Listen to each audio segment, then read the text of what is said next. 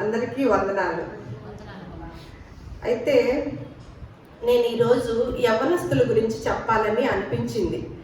యవ్వనస్తుల గురించి, అలాగే కుటుంబంలో అసలు ఎవరి ద్వారా ఆ యవ్వనస్తులు మంచి మాటలు నేర్చుకోవాలి, యవ్వనస్తులు బయట ప్రపంచంలో ఈ దినాల్లో ఎలా ఉంటున్నారు అని దాన్ని బట్టి నేను చూస్తూ బైబిల్ గ్రంథంలో దేవుడు యవ్వనస్తుల కొరకు ఎన్ని విషయాలు రాయించి ఉంచాడు, ఎంత గొప్పగా ఉంచాలి యవ్వనస్తుల్ని అని ఆయన నిర్ణయించి గొప్ప గొప్ప మాటలు రాయించారనమాట.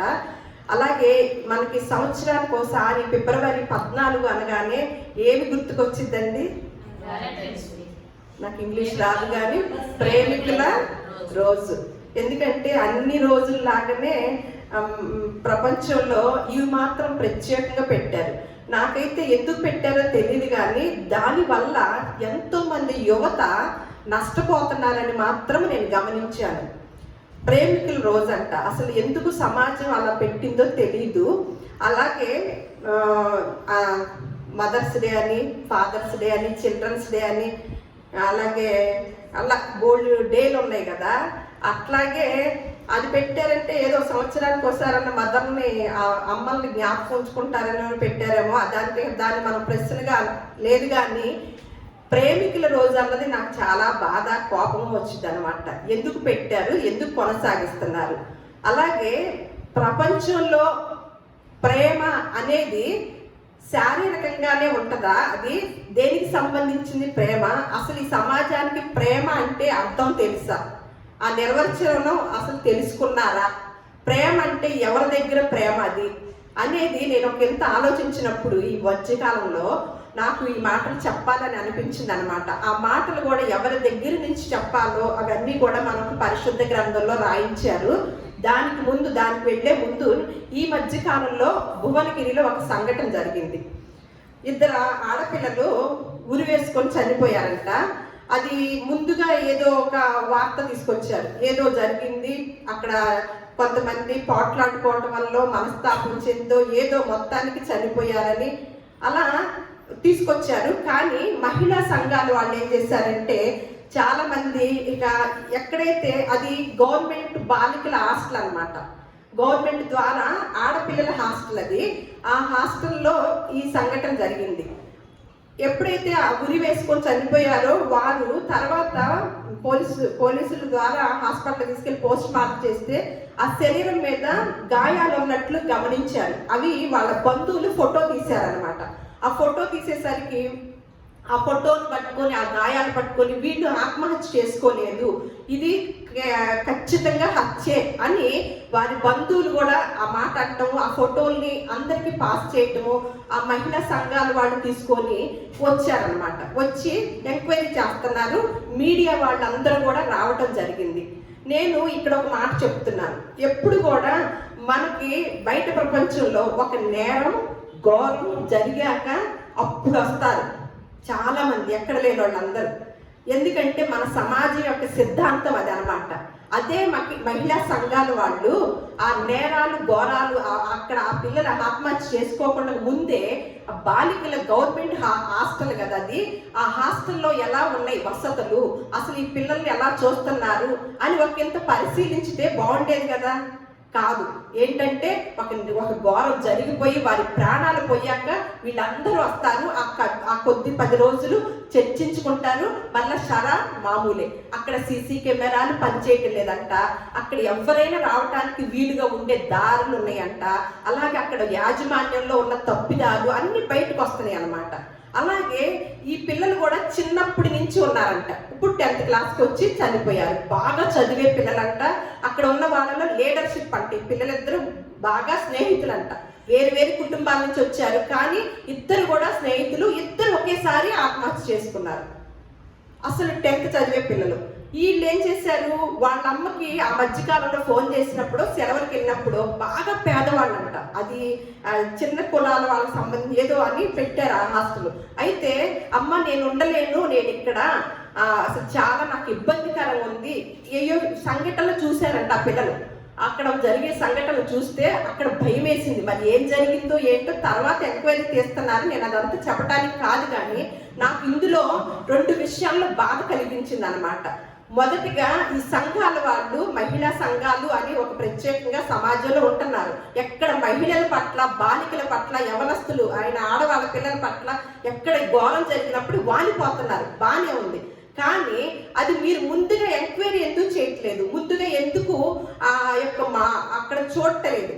అది చూస్తే ఆ తప్పిదాలు తెలిసి వాళ్ళు సరి చేసుకోవడానికి కుదిరింది కదా. వాళ్ళు చేసిన తప్పిదాలు ఆ సీసీ కెమెరాలైనా, లేకపోతే అక్కడ భయం అనేది ఏర్పడింది కదా. వీళ్ళందరూ ముందుగానే అలా చేయటం వల్ల అదొకటి నాకు కోపం, బాధగా అనిపించింది. అలాగే ఈ పిల్లలు ఏం చేశారు, వాళ్ళ అమ్మకి చెప్పడం జరిగింది అనమాట. అమ్మ భయంగా ఉంది, బాధగా ఉంది, మేము వచ్చేస్తాం ఇంటికి అన్నారు. అన్నప్పుడు తల్లిదండ్రులు ఏం చేయాలండి? 10th క్లాస్ కదా. వాళ్ళు తల్లిదండ్రులు ఏమన్నారంటే, అమ్మ 2 నెలలేగమ్మా, ఎగ్జామ్స్ అయిపోతాయిగా, ఓర్చుకోండి, ఏముండదు, మీరు వచ్చేస్తారు కదా, 2 నెలలే కదమ్మా అన్నారు. ఈ తల్లిదండ్రులకు కూడా ఏం కావాలి? ఆ పిల్లలు చిన్నప్పటి నుంచి ఉండి 10th క్లాస్ వరకు ఉన్న పిల్లలు ఇప్పుడు 10th లో ఈ మధ్య కాలంలో మాకు భయం వేస్తుంది, మేము అక్కడ ఉండమన్నప్పుడు చిన్నప్పటి నుంచి ఉన్నవారు అలా మాట చెప్పారంటే ఈ తల్లిదండ్రులకి ఏం కావాలి? ఏం అనిపించాలి? అంటే తల్లిదండ్రులకు ఉన్న జ్ఞాన వివేకములు ఏమవుతున్నాయి? అసలు ఎవరు బోధించాలి, ఎవరు చెప్పాలి అసలు మంచి విషయాలు అనేది ఒకంత నాకు పరిశీలన చేస్తే నాకు చాలా బాధ అనిపించింది అనమాట. 2 నెలలు ఓపిక పట్టమ్మా అని ఆ తల్లి సలహా ఇచ్చింది. ఏమయ్యారు? ఇద్దరు లేరు, 10th పాస్ అయ్యారా?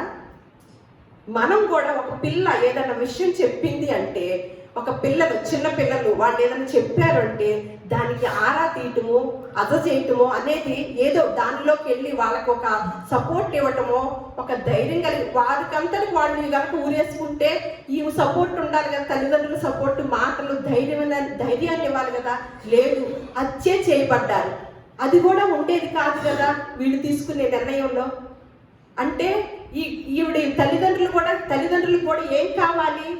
మన పిల్లలు ఏం చేయాలనుకుంటాము, ఎందులో ముందుకు వెళ్ళాలని అనుకుంటున్నాము? చదువుల్లో. ఆ చదువుల గురించి మన పెద్దలు తెలియకుండానే ఒక సామెత పెట్టారు కదా, కోటి విద్యలు కూటి కొరకే అని రాశారా? దాని పక్కన కోటి విద్యలు ఇటువంటి వాటి కోసము అని రాశారా? కూటి కోసమే అని రాశారు. మరి ఆ కోటి విద్యలు కూటి కోసం అని రాసినప్పుడు మనం దేనికి ఎక్కువ ప్రాధాన్యత ఇస్తున్నాము? వాటికే కదా. మరి కోటి 1వ విద్య, మనందరికి తెలియని విద్య ఇదనమాట, పరిశుద్ధ గ్రంథం. ఈ గ్రంథరాజు సుగంధం అనమాట. కోటి 1వ విద్య. దీన్ని ఎంతమంది తల్లిదండ్రులు ఎంతమంది పిల్లలకు బోధిస్తున్నారు? మనం తెలుసుకున్న వారు, తెలియని వారు ఎటూ లేదు. కానీ దీన్ని తెలుసుకున్న వారు ఏం చెయ్యాలని సొలొమోను గారు, గొప్ప జ్ఞాని అయిన సొలొమోను గారు ఒక మాట చెప్తున్నారనమాట. మనకేంటి, మన పిల్లలు సామెతలు 1వ అధ్యాయం తీసుకొని ఉంచండి. సొలొమోను గారు చెప్తున్న మాట జ్ఞానయుక్తమైన మాట అనమాట. మనం ఏం చేస్తాం, మన పిల్లలు 3.5 సంవత్సరాలకే రాగానే స్కూల్లో వేసేస్తే అక్కడికి వెళ్ళి ఏదో నేర్చుకొని వస్తారు. దాని తర్వాత ఒక గొప్ప స్థానంలో ఉంటారు, మంచి జాబుల్లో సెటిల్ అవుతారు అని మన ఆలోచనలతో ఎప్పటి నుంచి మొదలెడతామంటే సీటు కోసం. కొంతమంది అయితే మనం డబ్బులు లేని వారం కాబట్టి కొంతమంది గర్భంలో ఉండగానే సీటుని ఉంచుకుంటారనమాట పెద్ద స్కూళ్ళలోనంట. అట్లా ఉన్న పరిస్థితుల్లో సమాజంలో మనం ఉన్నప్పుడు అసలు ఎవరి దగ్గర నుంచి బోధ వెళ్ళాలో మనకు తెలియకుండానే పోయిందండి. ఎవరు ముందుగా బిడ్డలకి ఉపదేశకులో, ఎవరు గురువులో, ఎవరు బోధించాలో ఇక్కడ సొలొమోను గారు రాయించారనమాట. మొదటి సామెతల గ్రంథము 1వ అధ్యాయము 4వ వచనము చూద్దాం. జ్ఞానము లేని వారికి బుద్ధి కలిగించుటకును, యవ్వనులకు తెలివియు వివేచనయు పుట్టించుటకును తగిన సామెతలు. ఏంటంటే ఇవి ఎక్కడ తెలివి తేటలు నేర్చుకోవాలి, జ్ఞానం నేర్చుకోవాలి అంటే మనం ఎక్కడికి పంపిస్తున్నామండి? అక్కడ జ్ఞానం ఉందా? మనమే చెప్పుకున్నాం కదా సామెత, కోటి విద్యలు జ్ఞానం అని రాశారా పక్కన? వివేకము తెలివి రాశారా? లేదు. వాళ్ళకి తెలియకుండానే మంచి సామెతలు పెట్టారనమాట. కానీ ఆ సామెత వైపు మనకి వెళ్ళదు మనసు. అందులో జ్ఞానము, వివేకము, తెలివి లేదు. కానీ ఎక్కడుందంట? జ్ఞానము లేని వారికి బుద్ధి కలిగించుటకును యవ్వనులకు తెలివియు వివేచనయు పుట్టించుటకు తగిన సామెతలంట. ఈ గ్రంథం చదివితే ఈ సామెతలు బోల్డ్ విషయాలు రాయించారండి యవనస్తులకి. బయట ప్రపంచంలో యవనస్తులు ఎలా ఉన్నారో, మనకు తెలిసిన యవనస్తులు ఎలా ఉన్నారని పరిశీలించి ఇందులో చూస్తే అలా ఎవరు, నేను ఇందాక చెప్పా కదా, మనం ఎవరో అనుకుంటాం. స్కూళ్ళల్లో మన పిల్లలు వెళ్ళి కాలేజీల్లో స్కూళ్ళల్లో వెళ్ళి నేర్చుకుంటారు బోధ అని అనుకున్నాం కదా ఇప్పుడు దాకా. కానీ ఎవరో ఇక్కడ చూద్దాం, 8వ వచనం, అదే అధ్యాయము 8వ వచనం. నా కుమారుడా, నీ తండ్రి ఉపదేశమును ఆలకింపుము, నీ తల్లి చెప్పు బోధను త్రోసివేయకుము. ఏంటంటండి? ఎవరంట ఉపదేశకులు? బోధ చేసేది స్కూల్ టీచర్సా? మొన్న మధ్య ఒక వార్త, స్కూల్లో టీచరే ఒక అమ్మాయిని అసభ్యకరంగాను ఏదో చేశారని ఏదో విన్నానమాట. అంటే బోధించవలసిన టీచర్సే, మనం వింటున్నాం కదా చాలా విషయాలు, బోధించవలసిన మంచి బోధ చేసే టీచర్సే ఏ పరిస్థితిలో ఉంటున్నారండి? ఆడపిల్లల్ని ఇబ్బందికరమైన స్థితిలోకి తీసుకెళ్తున్నారు. వాళ్ళు ఉపాధ్యాయులు అంటే ఎవరితో సమానము? దైవంతో సమానం అన్నమాట. మరి ఒక ఆయన అన్నారు, జుట్టు కృష్ణమూర్తి గారు ఎవరో, మేము కొన్ని అప్పుడప్పుడు చూస్తూ ఉంటాం. అసలు ముందు ఎవరు నేర్చుకోవాలో తెలుసా అని చెప్పారు ఆయన. అసలు టీచర్సే నేర్చుకోవాలంట పాఠాలు. టీచర్సే నేర్చుకోవాలి పాఠాలు, పిల్లలకు కాదు ముందు నేర్పాల్సింది, టీచర్సే నేర్చుకోవాలని ఆయన అంటున్నాడు అనమాట. ఇక్కడ మొదటి ఉపదేశకులు ఎవరు? మొదటి ఉపదేశకుడు ఎవరు? తండ్రి. ఎక్కడి నుంచి మొదలవ్వాలి బోధ? జ్ఞానము, తెలివి, వివేకమును పుట్టించు సామెతలు. ఆ జ్ఞానము, వివేకము, తెలివి ఎవరి ద్వారా నేర్చుకోవాలంటండి? మొట్టమొదటిగా ఉపదేశము. తండ్రి ఉపదేశించాలంట, తల్లి బోధ చేయాలంటండి. మనం ఎవరికి అప్పచెప్పుతున్నాం పిల్లల్ని? ఎవరిని బోధ చేయాలనుకుంటున్నాము? మనకేమైంది? పొద్దున్నే అమ్మాయి పిల్ల వెళ్ళిపోయిందమ్మా, పిల్లాడు వెళ్ళిపోయాడమ్మా, క్యారేజీ కట్టండి, సాయంత్రం దాకా అమ్మయ్య అనుకుంటాం. కానీ ఎవరు వంట చేయాల్సింది బోధ. అక్కడ ఏంటి? కోటి విద్యలు కూటికొర. ఇక్కడ జ్ఞానము, వివేకము, తెలివి కావాలంటే ఎవరు చెప్తారు? తల్లి, తండ్రి. అయితే నేను మాట చెప్తున్నాను, యోబు గ్రంథం తీయండి, చాలా బాగుంటుంది అది. యోబు గ్రంథము 21వ అధ్యాయము 11వ వచనం. యోబు గ్రంథము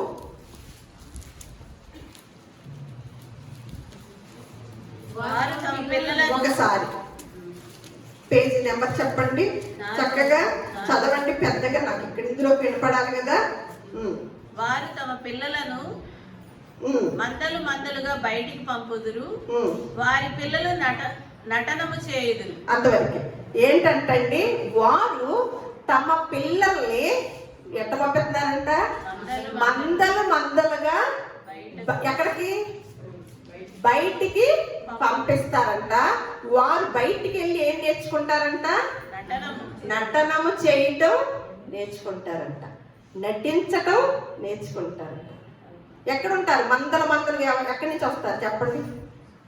చైతన్య కాలేజీ, నారాయణ స్కూలు. ఇక్కడ గేట్ తీయండి, ఎలా కనపడతారు? మందలు మందలుగా. ఎట్టొస్తారంట? మందలు మందలుగా. ఎక్కడ పంపిస్తున్నారు తల్లిదండ్రులు? వారు తమ పిల్లల్ని మందల మందలుగా ఎక్కడికి పంపిస్తున్నారంట? బయటికి పంపిస్తున్నారు. ఆ బయటికి వెళ్ళిన పిల్లలు ఏం నేర్చుకుంటున్నారంట? నటన నేర్చుకుంటున్నారు. మందిరం అయిపోద్ది, బయటికి వెళ్తారు. ఎంతమంది మందలకు వస్తున్నారు? ఇక్కడ పిల్లలు లెక్క పెట్టండి, ఉన్నారా? లేదు. మరి ఇక్కడ మందల మందలకు కనపడతలేదే గేట్లో. అంటే అమ్మా నీకు ఇవాళ ఎగ్జామ్ ఉందిగా, చదువుకో ఇంట్లో, నేను వెళ్ళొస్తాను ప్రార్థనకి. స్కూళ్ళకి, కాలేజీలకి ఒక్క గంటైనా మనం సెలవు పెట్టిస్తామా? ఇది బయట ప్రపంచంలో ఉన్న వారి కోసం చెప్పటంలా, దేవుణ్ణి ఎరిగిన వారి గురించి మాట్లాడుకుంటున్నాం, మన కుటుంబాల గురించి మాట్లాడుకుంటున్నాం. మన పిల్లల్ని ఏం బోధ చేసి దేవుని సన్నిధికి తీసుకొస్తున్నాం? ఏం బోధ ఎవరు చేయాలి? తల్లి చేయాలి. ఉపదేశం ఎవరు చేయాలి? తండ్రి చేయాలి. ఉపదేశించే తండ్రే దేవుని సన్నిధికి రాకపోయినప్పుడు, బోధించే తల్లే జ్ఞానము నేర్చుకోలేనప్పుడు ఇంకా పిల్లలకి ఎవరు నేర్పిస్తారు? వారు బయటికి వెళ్ళి దేవుని నేర్చుకుంటున్నారు. నేను చెప్పిన మాట, నటన నేర్చుకుంటున్నారు. అమ్మా సినిమాకి వెళ్ళి వస్తారు, అమ్మ నేను ఇవాళ క్లాసు, స్పెషల్ క్లాసులు. ఏమి నేర్చుకుంటున్నారు? నటన. నేను వెళ్ళలేదమ్మా అక్కడికి అని చెప్పేవాళ్ళని చూస్తున్నామా? బయట ప్రపంచంలో నటన నేర్చుకొని వస్తున్నారు. నటనకి ఎంతమందిని పంపిస్తున్నాం? మందలుగా పంపిస్తాం. నిన్న ఒకళ్ళు వచ్చారు, ఇద్దరు బాబు యవనస్తులు, అమ్మాయి అబ్బాయి వచ్చి ఇంటి కోసం వచ్చారు. ఇల్లు అద్దె తీసుకుంటామండి అన్నారు. ఎవరు ఉంటారు అన్నారు. మేమిద్దరం ఉంటామండి అన్నారు. మీ ఇద్దరు భార్యాభర్తలా అన్నారు. కాదండి, వచ్చాక పెళ్లి చేసుకుంటారంట. బయట ప్రపంచంలో ఎలా ఉంది?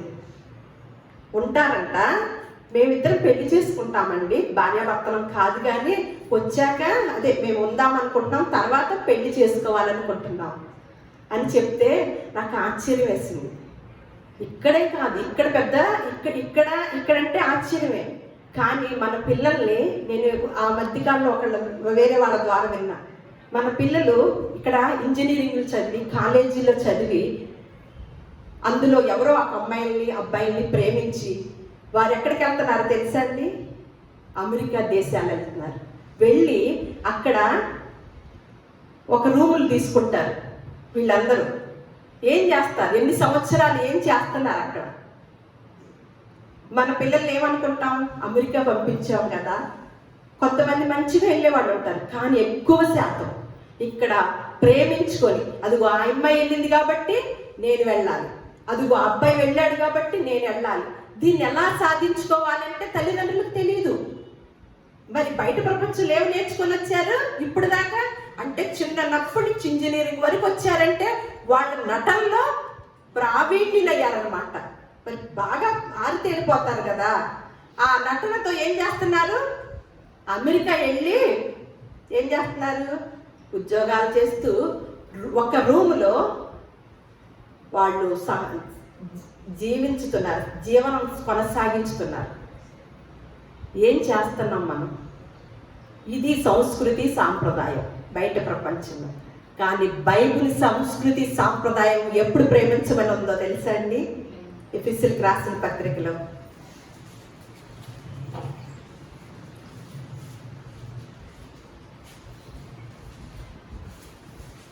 5వ అధ్యాయం 25వ వచనంలో బయట ప్రపంచంలో ఉన్న సంస్కృతి సాంప్రదాయం నేను చదువుతాను, తర్వాత మీరు తీసుకొని చూడండి. పెళ్లి కాకముందే ప్రేమించటం నేర్చుకున్నారనమాట. అసలు ఆ ప్రేమకు అర్థం కూడా లేదు, నేను తర్వాత చెప్తాను. ప్రేమకు అర్థాన్ని తెలిపిన గ్రంథం ఏదైనా ఉందంటే ఒక్క పరిశుద్ధ గ్రంథమేనండి. ఇది ఇందాక అంటున్నారు కదా, ఈ గ్రంథాన్ని ఏం చేశారు? ఎన్నో గొప్ప విషయాలు మన బిడ్డల్ని మంచిగా పెంచుకోవటానికి, మన యవ్వనస్తులు మంచిగా ఉండటానికి ఎన్నో సూత్రాలను రాసి ఉంచితే వీటిని ఏం చేస్తున్నారు? ఒక ఆవిడ మన మధ్య టీవీలో చూస్తున్నాం, ఒక ఆవిడ తిట్టేస్తుంది ఈ గ్రంథం గురించి, అరిచేస్తుంది. ఏం జరుగుతుందని, ఏమి నష్టం చేస్తున్నారు? ఎవరికి నష్టం చేస్తున్నారు? ఎవరిని ఇబ్బంది పెడుతున్నారు? ఇది పట్టించడం వల్ల కుటుంబాలు కట్టబడుతున్నాయి. కుటుంబాల్లో క్రమశిక్షణ, సంతోషము, ఆనందము. అందుకని ఒక మాట ఉంటుంది, దేవోక్తి లేని ఎడల జనులు కట్టుదప్పి తిరుగుతారు. ఆ దేవోక్తిని నేర్పిస్తూ పిల్లల్ని కట్టుదప్పకుండా పెంచుకునే గొప్ప అవకాశము ఎవరికి ఉంటుందండి? ఒక్క దేవుని మాటలోనే ఉందన్నమాట, ఈ యొక్క గ్రంథంలోనే ఉంది. ఇక్కడ ఏమంటున్నాడు? మనకు తెలిసిన సంస్కృతి సాంప్రదాయం ఏంటి? సంస్కృతి సాంప్రదాయానికి నిలయమైంది ఏదైనా ఉందంటే ఒక్క పరిశుద్ధ గ్రంథమేనండి. ఎక్కడ తేడా, అక్రమము అనేది ఈ పరిశుద్ధ గ్రంథంలో లేదండి.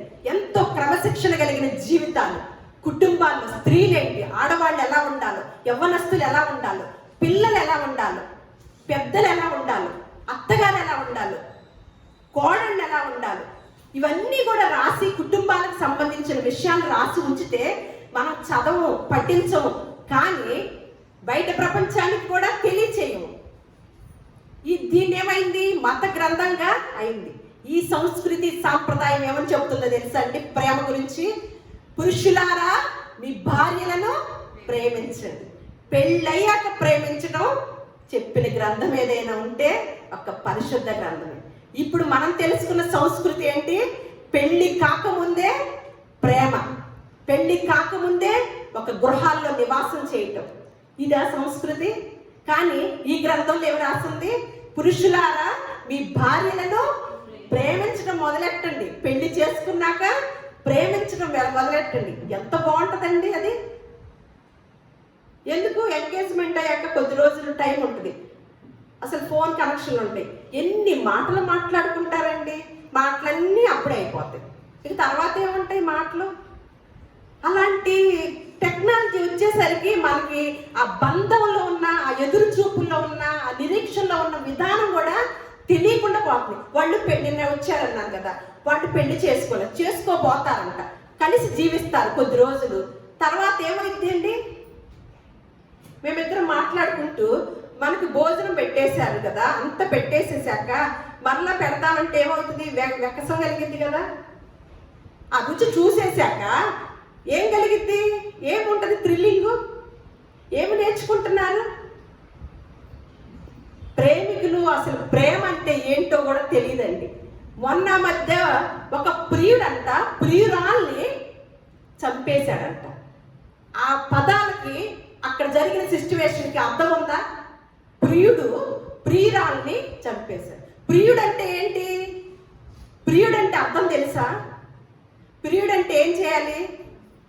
ప్రేమించాలి కదా. దాన్ని ఆడమ్మాయి యొక్క చావుని కోరుకుంటారా? ప్రియురాలు ప్రియుడిని చంపింది, ఎన్ని వింటలేదు? ఆ ప్రియురాలు అసలు తన ప్రియుడు కదా, ప్రియుడిని చంపుతారా?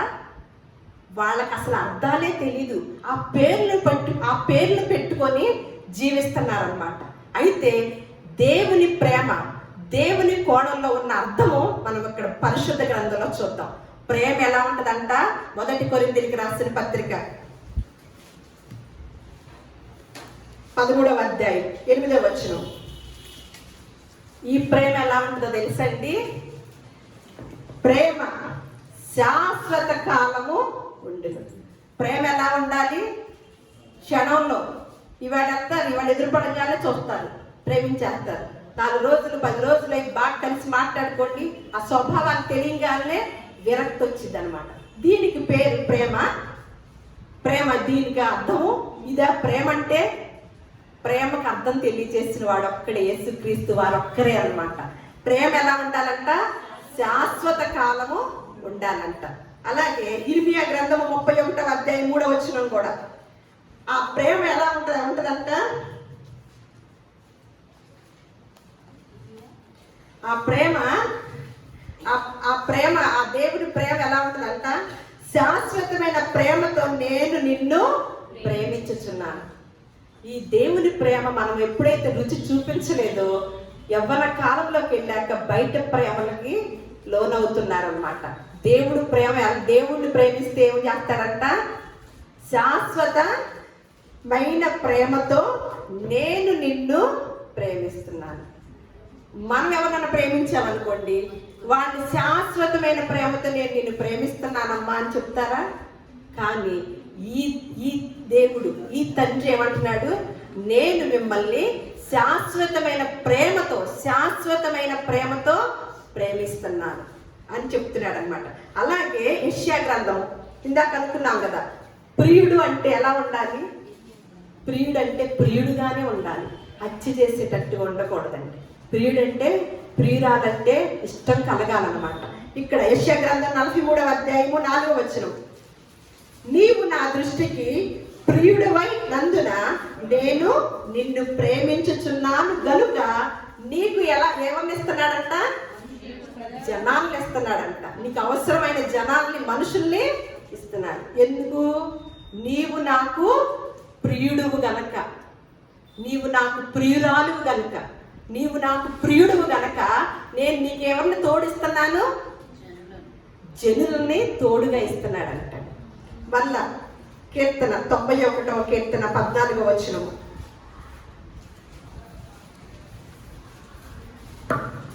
91వ కీర్తన. అతడు నన్ను ప్రేమించుచున్నాడు కనుక నేను అతన్ని తప్పించేదను. అంతవరకే. ఎవరు ఇక్కడ నన్ను ప్రేమించామనుకోండి, ఎందులో నుంచి తప్పిస్తారు? వాళ్ళే తప్పుకోలేరు.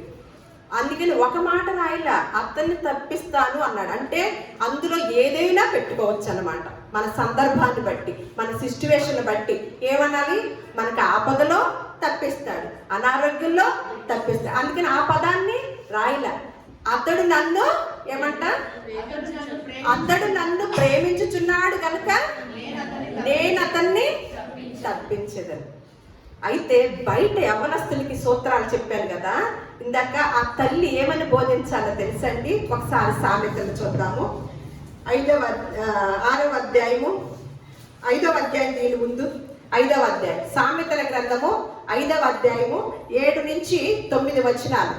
సామెతల గ్రంథము 5వ అధ్యాయము 7 నుంచి 9 వచనాలు. పెద్దగా చదవండి. కుమారులారా, నా మాట ఆలకించుడి. నేను చెప్పు ఉపదేశము నుండి తొలగకుడి. జారస్త్రీయుండు ఛాయకు పోక నీ మార్గము దానికి దూరముగా చేసుకొనుము.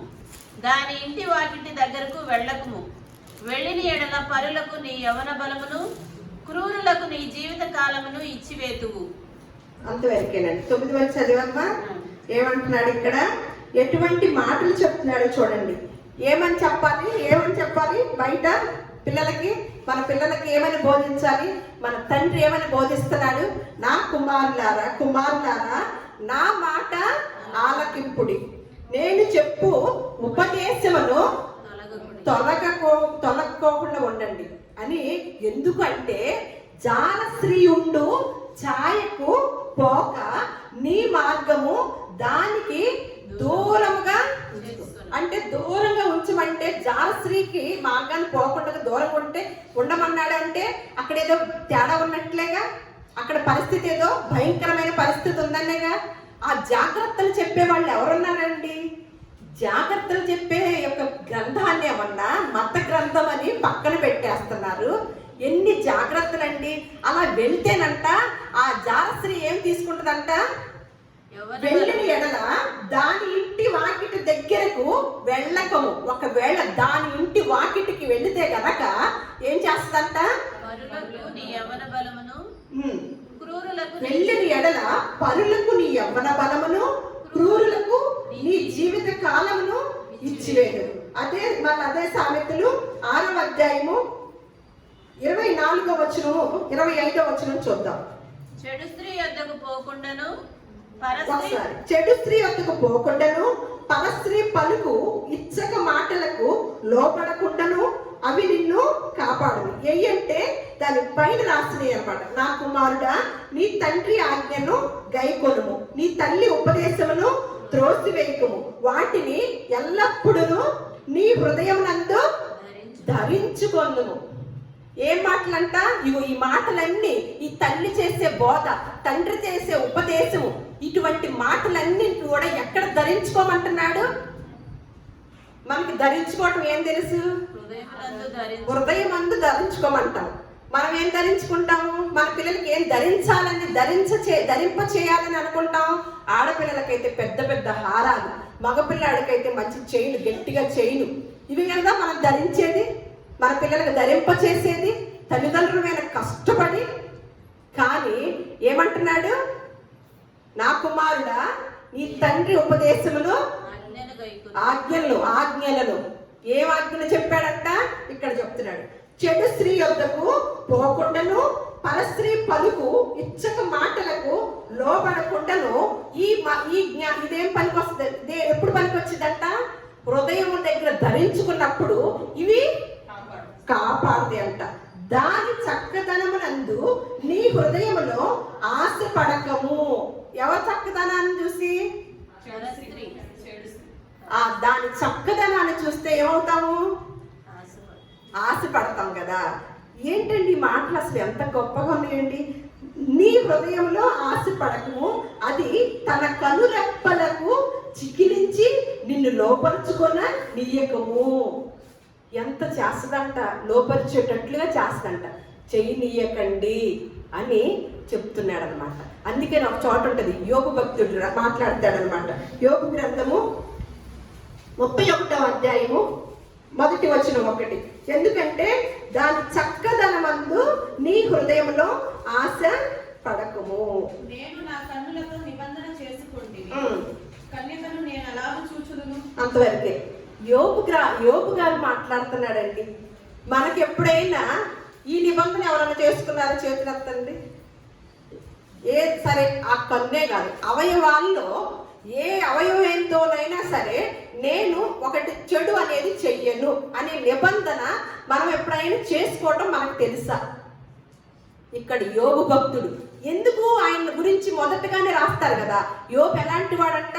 యథార్థవంతుడును, దేవుని యందు భయభక్తులు కలిగిన వాడును, చెడుతనాన్ని విసర్జించిన వాడు, ఇవన్నీ కూడా వింటాము కదా. అటువంటి ఆయనకి ఈ కన్నులతో ఏమి చూడకుండా, చెడు అనేది చూడకుండా, కన్యకనే చూడకుండా ఉండాలని నిబంధన చేసుకోవాలనే అవసరం ఏముందండి? ఆల్రెడీ భక్తిపరుడు కదా. అయినప్పటికీ ఆ భక్తి పరులకే పట్టిద్దండి. అసలు ఏది లేనోడికి ఏముంటుంది? ఏదో అంటారు కదా, ఏది ఉండదు కదా. వాడికి ఏముంటుంది? ఈ భక్తి పరులకే ఇంకొక స్థానంలోకి, ఇంకొక విషయంలోకి ముందుకు వెళ్ళాలనే ఆసక్తి కలిగిద్ది అనమాట. యోబు లాంటి వాడు ఏమి నిబంధన చేసుకున్నాడండి? మనం ఏం చేసుకుంటాం? ఇదిగో ప్రభువా, ఈ కార్యం జరిగితే ఇది నేను నీకు ఇస్తానయ్యా, లేకపోతే ఇది తగ్గిస్తే ఇది ఇస్తానయ్యా. ఇంతవరకు తెలుసు నిబంధనలు. కానీ ఏమంటున్నాడు ఇక్కడ యోబు గారు? మరలా చదవండి. నేను నా కన్నులతో నేను నా కన్నులతో నిబంధన చేసుకుంటున్నానంట. ఏమని? ఒక్క కన్యకనైనాను నేను చూడకూడదని. తన భార్య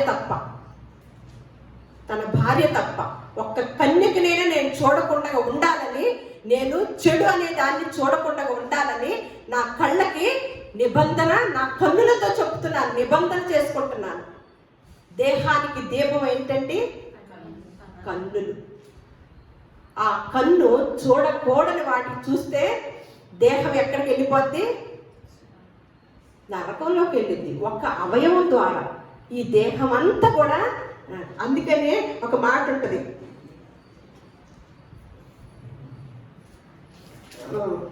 సామెతలు 4వ అధ్యాయము 25వ వచనం. ఎందుకని అన్నాడంటే ఇక్కడ మన జ్ఞాని అయిన సొలొమోను అంటున్నాడు అనమాట. 4వ అధ్యాయము సామెతలు 25వ వచనం. నీ కన్నులు ఇటు అటు చూడక సరిగాను, నీ కనురెప్పులు నీ ముందర సూటిగాను చూడవలెను. అంతే. ఎట్లా ఏమని చెప్తున్నాడండి? ఇదొక జాగ్రత్త. మన కళ్ళు అంట ఎలా చూడాలంట? ఇటు అటు చూడకూడదు. ఇటు అటు చూస్తే ఏమవుతుంది? పప్పులో కాలేసిన వాళ్ళం అవుతాం కదా, రాంగులోకి వెళ్ళిపోయిన వాళ్ళం అవుతాం. అందుకని జాగ్రత్తలు అనమాట. ఇంత జాగ్రత్తగా వివరించే వారు ఎవరన్నా ఉన్నారండి? వివరించే గ్రంథాన్ని మరలా గుర్తు చేయాల్సి వస్తుంది. నీ కన్నులు ఇటు అటు చూడక సరిగాను, నీ కనురెప్పలను నీ ముందర సూటిగాను చూడాలి. తప్పు చేసిన అమ్మాయి వచ్చింది మన ఇంట్లో, పిల్లే మనకి సూటిగా చూడగలిగిద్దా? చూసి చెప్పిద్దా? తప్పు చేసిన పిల్లాడు వస్తాడు, సూటిగా చెప్తాడా? చెప్పడు. ఎందుకు? సూటిగా మన ఇంకా చూడలేడు, మనతో సరిగ్గా చెప్పలేదు. ఎందువల్ల? లోపల ఏదో తప్పిదం జరిగింది. అందుకని ముందుగానే నేను చెప్తున్నాను కదా, ఈ సమాజం వాళ్ళు, ఈ మహిళా సంఘాలైనా, మీడియా వాళ్ళైనా, ప్రభుత్వ వాళ్ళైనా, ఎవరైనా సరే జరిగిపోయాక వచ్చే వాళ్లే తప్ప అసలు నేరాలు ఘోరాలు అనేది మన దరిదాపుల్లో, మన కుటుంబాల వైపే రాకుండా ఉండాలని దేవుని యొక్క సంకల్పం అన్నమాట. అటువంటి చేయగలిగిన సమర్థుడైన సృష్టికర్త అయిన దేవుణ్ణి సేవిస్తున్నాం మనం. అసలు మన దరిదాపుల్లోకి, మన కుటుంబాల మధ్యకి, మన ప్రాంతాల్లో కూడా ఇటువంటి నేరాలు ఘోరాలు అనేది రాకూడదు అని దేవుని యొక్క సంకల్పం అయి ఉంటే, జరిగాక సరి చెయ్యాలని వచ్చే వాళ్ళ యొక్క సంకల్పం ఎవరు? ప్రభుత్వం వారు, సమాజం. చూడండి, ఎంత ఎంత ఇదిలోకి వెళ్ళిపోతున్నాము. అందుకని ఒక మాట ఉంటుంది, 1 యోహాను రాసిన పత్రిక 2వ అధ్యాయము 14 నుంచి 17 వచనాలు. 1 యోహాను పత్రిక 2వ అధ్యాయము 14 నుంచి 17 వచనాలు. చిన్నపిల్లలారా, యవ్వనులారా నుంచి చదువు. యవ్వనులారా అన్న దగ్గర నుంచి చదువు.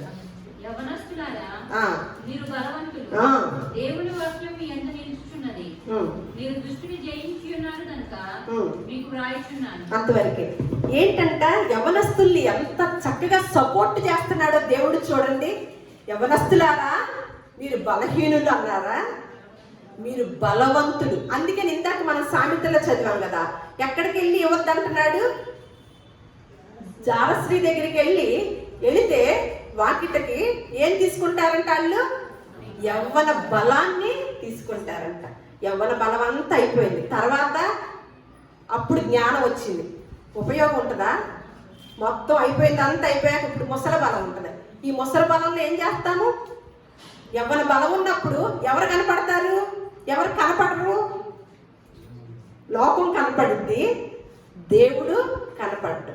యవ్వన బలం ఉన్నప్పుడు. అందుకని యవ్వనస్తులారా, మీరు మామూలు వాళ్ళు కాదు, బలవంతులు. మీరు ఎవరిని జయించారో తెలుసా? ఆల్రెడీ దుష్టుని జయించారు.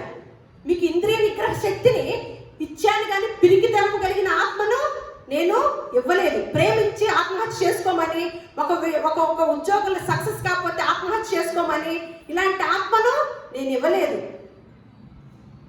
ఇంద్రియ నిగ్రహం కలిగిన ఆత్మనే ఇచ్చాను.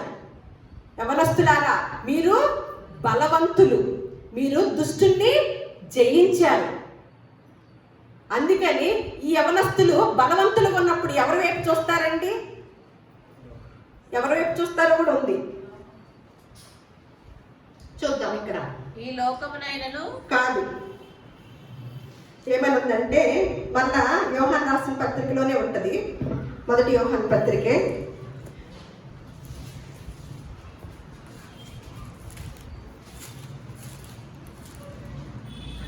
1వ అధ్యాయము. అందుకనే మన చూపు ఎక్కువగా ఎవరి మీద, ఎటువైపు వెళ్ళిందండి?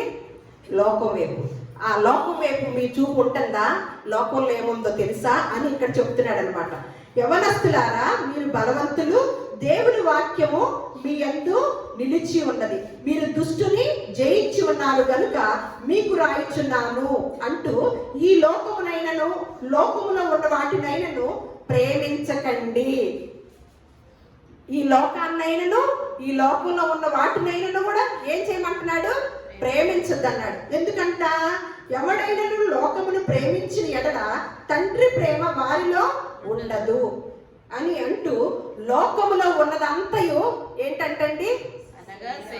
అనగా శరీరాశ, నేత్రాశ, జీవపు డంబము అని అంటూ, లోకమును దాని ఆశయు గతించిపోవచ్చున్నవి, కానీ దేవుని చిత్తమును జరిగించువాడు నిరంతరము. లోకము దాని ఆశ గతించిపోతుంది. గతించిపోయే వాటి కోసం పోవటం, గతించిపోయే వాటితో మీరు కూడా పోతే గతించిపోతారు. కానీ ఏదంటే దేవుని యొక్క మాటను మనము దేవుని ఎరిగిన వారు, దేవుని చిత్తము జరిగించేవాడు ఎలా ఉంటాడంట? నిరంతరము నిలిచి ఉంటాడంటండి. నిరంతరం. 4:10 యోహాను పత్రిక 4:10 అదే అధ్యాయం. యోహాను రాసిన పత్రిక 4:10. మనము దేవుని ప్రేమించితమని కాదు, తానే మనలను ప్రేమించి మన పాపములకు ప్రాయశ్చిత్తమై యుండుటకు తన కుమారుని పంపెను. ఇందులో ప్రేమ ఉన్నది. ఇక్కడ ఒక చార్జ్ నేను చదువుతా. మనము దేవుణ్ణి ప్రేమించటమని కాదు ఈ రక్షణ ఇచ్చింది. మనం ప్రేమించామని మనల్ని ఇక్కడ కూర్చోబెట్టాడా? మనం ఆయన ప్రేమించాం కదా అని మనకి ఈ అవకాశం ఇచ్చాడా? మనకి ఈ రక్షణ ఇచ్చాడా? కాదంట. ఆయనే మనలను ప్రేమించి, మనల్ని దాంతో ఆగిపోయిందా? ఆయనే మనల్ని ప్రేమించి, మనం ఆ ప్రేమిస్తే ఏం చేయాలండి? మన పాపములను ప్రాయశ్చిత్తమై ఉండుటకు ఎవరిని పంపాడు? తన కుమారుని పంపెను. ఇందులో ప్రేమ ఉన్నది. ప్రేమ ఏం కోరుకోవాలి? త్యాగాన్ని. ఎవరున్నది త్యాగం? ఒకరిని పెళ్లి చేసుకోలేదని ఆ అమ్మాయి నేను పెళ్లి చేసుకోలేదని ఆ అమ్మాయిని చంపేయటం, లేకపోతే ఇద్దరు పెళ్లి చేసుకొస్తే కుటుంబం వాడు చంపేయటం, కులాలని. ఇది కదా ప్రేమలో జరుగుతున్నవి. కానీ ఎక్కడుందంట ప్రేమ? ఇందులో ఉందంట ప్రేమ. మనం ప్రేమించామని ఆయన మనం ప్రేమించడం కాదంట, మనం ప్రేమించక ముందే మనల్ని ప్రేమించి. అందుకని దేవుడు లోకమును ఎంతో ప్రేమించాడు. అది ప్రేమకు అర్థం. దేవుడు లోకమును ఎంతో ప్రేమించారు. ఈ లోకంలో ఉన్న వాళ్ళు ఎన్ని తప్పిదాలు చేస్తారో, ఎన్ని చెడ్డ మాటలు మాట్లాడతారో, అయినప్పటికీ కూడా లోకమును దేవుడు ఎంతో ప్రేమించింది. ప్రేమ అంటే శారీరక సంబంధమైనది, భౌతిక సంబంధమైనది కాదండి. ఆధ్యాత్మికమైన సంబంధమైనది ప్రేమ, ఆత్మ సంబంధమైనది ప్రేమ. ఈ ప్రేమకు అర్థము బయట ప్రపంచంలో తెలియలేదండి, ఇక్కడ తెలియజేస్తున్నాడు. ఈ లోకంలో ఉన్నదంతా ప్రేమ అనుకుంటున్నారా? కాదు. శరీరాశ, నేత్రాశ, జీవపడము, ఇవి దేవుని దగ్గర నుంచి వచ్చినవి కావు. దీంతో పోతే మీరు గతించిపోతారు. కానీ దేవుని చిత్తాన్ని నెరవేర్చేవారు నిరంతరము జీవిస్తారు అని గొప్ప గొప్ప మాటలు దేవుడికి చెప్తూ చివరగా, అందుకని వీళ్ళందరూ కూడా యవ్వనస్తులు, ఇంకా చాలా విషయాలు ఉన్నాయి, నేను సమయానుకూలంగా ఆపాల్సి వస్తుంది. యవ్వనస్తులు దేని చేత తమ నడవడిని శుద్ధి చేసుకుంటారు అంటే, యవ్వనస్తుల గురించి ఒక మాట ఉంటుంది, కుమారుల గురించి. కీర్తనకారుడు అంటున్నాడు, మా కుమారులు ఎదిగిన మొక్కల వలె ఉన్నారంట. ఎదిగిన మొక్కలు ఏం చేయాలండి? ఏం చేస్తాయి? ఏమి ఇస్తాయి? ఎంత చక్కగా పోల్చాడో చూడండి. మా కుమారులు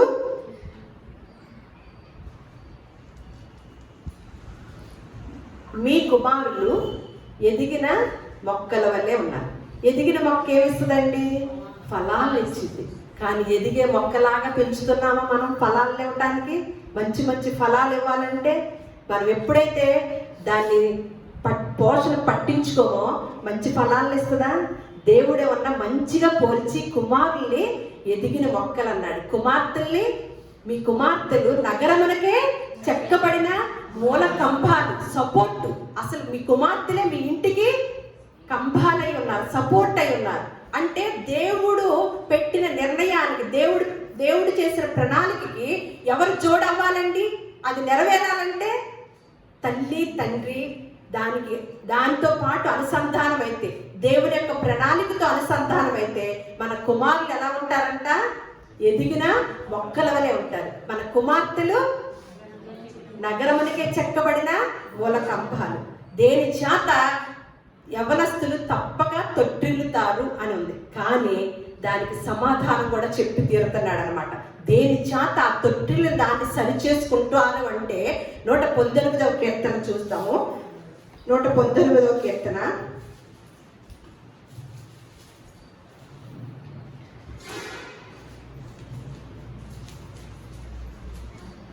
9వ వచనం నుంచి 11వ వచనం వరకు చూద్దాం. 119వ కీర్తన 9వ వచనం. యవనస్తులు దేని చేత తమ నడత శుద్ధిపరచుకొందురు? నీ వాక్యమును బట్టి దాన్ని జాగ్రత్తగా చూచుకొనుట చేతనే కదా. నా పూర్ణ హృదయంతో నిన్ను వెదకి ఉన్నాను. నన్ను నీ ఆజ్ఞలను విడిచి తిరగనీయకుము. నీ ఎదుట నేను పాపము చేయకుండానట్లు నా హృదయంలో నీ వాక్యము ఉంచుకొని ఉన్నాను. ఇక్కడ కీర్తనకారుడు చెప్తున్నాడు, యవ్వనస్తులు దేని చేత తమ నడతను శుద్ధి చేసుకుందరు అని అంటూ నీ వాక్యమును బట్టి దానిని వాళ్ళంతటితో ఆపేశారా? జాగ్రత్తగా చూచుకొనుట చేత కదా అని నీ ఎదుట నేను పాపము చేయకుండానట్లు. ఎప్పుడైతే దేవుని ఎదుట మనం పాపం చేయకోకుండా ఉండాలంటే మనుషుల ఎదుట, దేవుని ఎదుట మన హృదయంలో ఏముండాలి? దేవుని యొక్క వాక్యము. దేవుని యొక్క వాక్యము కనుక ఉంటే ఆయనకేం పట్టింది? దావీదు గారికి, నీ ఎదుట నేను పాపము చేయకుండానట్లు నా హృదయంలో ఈ వాక్యమును ఉంచుకొని ఉన్నాను అని చెప్తున్నాడు అనమాట. యవనస్తులకి ఏమన్నా వాక్యము అంట జాగ్రత్తగా చూచుకోవటం ద్వారా సరి చేసుకోగలుగుతామంట మన జీవితాన్ని. చివరిగా ప్రసంగి గ్రంథం చూసేసి ముగించుకుందాం. 11వ అధ్యాయము 9వ వచనం. చివరిగా ప్రసంగి గ్రంథము యవనస్తులైన వారికి నేను చెప్తున్న హితవు, హెచ్చరిక. ప్రేమ అంటే అది కాదు, మనం అనుకున్నది కాదు. దానివల్ల అది ప్రేమ శాశ్వత కాలం ఉండదు. 9వ వచనం, యవ్వనుడా నీ యవ్వనమందు సంతోషపడుము, నీ యవ్వన కాలమందు నీ హృదయమును సంతుష్టిగా ఉండనిమ్ము, నీ కోరిక చొప్పునను నీ దృష్టి యొక్క ఇష్టము చొప్పునను ప్రవర్తింపుము. అయితే వీటన్నిటిని బట్టి దేవుడు నిన్ను తీర్పులోనికి తెచ్చునని జ్ఞాపకము ఉంచుకో. యవ్వనస్తుడా, బాగా ఎంజాయ్ చేస్తున్నావా? కానీ ఇష్టంగా ఉండు, బాగానే ఎంజాయ్ చేయి, అన్ని చేస్తూ ఉండు. కానీ అయితే వీటన్నిటిని బట్టి దేవుడు ఒకానొక సమయంలో నిన్ను తీర్పులోనికి తీసుకొస్తాడు. కాబట్టి ఏం చేయమంటున్నాడు? జ్ఞాపకము ఉంచుకోము. లేత వయసును నడిప్రాయమును గతించిపోవునవి గనుక నీ హృదయములో నుండి వ్యాకులమును తొలగించుకొనుము. ఎందుకంటే హృదయంలో వ్యాకులం ఉంటే ఏం జరిగిద్దంట? నీ దేహము చెరిగిపోద్ది, నీ దేహం చెడిపోద్ది. అందుకని నీ దేహం చెడిపోకుండా ఉండాలంటే హృదయంలో ఉన్న వ్యాకులము తొలగించుకోవాలి. యవ్వనుడా జాగ్రత్త. నువ్వు ఎంజాయ్ చేస్తున్నావా? ప్రేమ అంటూ తిరుగుతున్నావా? తల్లిదండ్రులు మోసం చేస్తున్నావా? ఈ 14వ తారీఖున ఎంతమంది తయారవుతారోనండి, ఎక్కడ లేని వారందరూ కూడా. ప్రేమ ఇదా ప్రేమ? ప్రేమ ఎలా ఉండాలంట? శాశ్వత కాలం ఉండాలంట. నీవు నాకు బహుప్రియుడువు దానియేలు, నీవు నాకు బహుప్రియుడువు, అందుకని నిన్ను నేను తప్పించాను. ప్రియుడిని ప్రియురాలు అచ్చి చేస్తుందా? ప్రియురాలు ప్రియుడిని అచ్చి చేస్తుందా? ప్రియుడు ప్రియురాలని అర్థం కూడా తెలియకుండానే సమాజము ఏమైపోయింది? ఆ పదాలను వాడుతుంది అనమాట. ఆ పదాలను కూడా వాడకూడదు. ప్రేమ అంటే కాదది. జాగ్రత్తగా ఉందాం. యవ్వనుడా, పెద్దవాళ్ళ, చిన్నవాళ్ళ, ముసలివాళ్ళ, ఎవరైనా సరే నీ వయసులో నువ్వు ఎంజాయ్ చేస్తున్నావా? జాగ్రత్త. వీటన్నిటిని బట్టి నీకు తీర్చే దినం ఒకటి ఉంది. ఆ తీర్పులో నీకు చాలా చాలా శిక్ష ఉంటుంది, చాలా చాలా దీవెన ఉంటుంది. అక్కడేముంటుందంట? అగ్ని ఆరదు, పురుగు చావదు. అటువంటి స్థితిలోకి మన కుటుంబాల్లో ఉన్న బిడ్డలు మనము వెళ్ళకుండగా దేవుడు మంచి జ్ఞాన వివేకములు తెలివిని దేవుడు మనందరికి కూడా నిండుగా మెండుగా అనుగ్రహించునుగాక. దేవుడు మిమ్మల్ని అందరినీ కూడా దీవించునుగాక.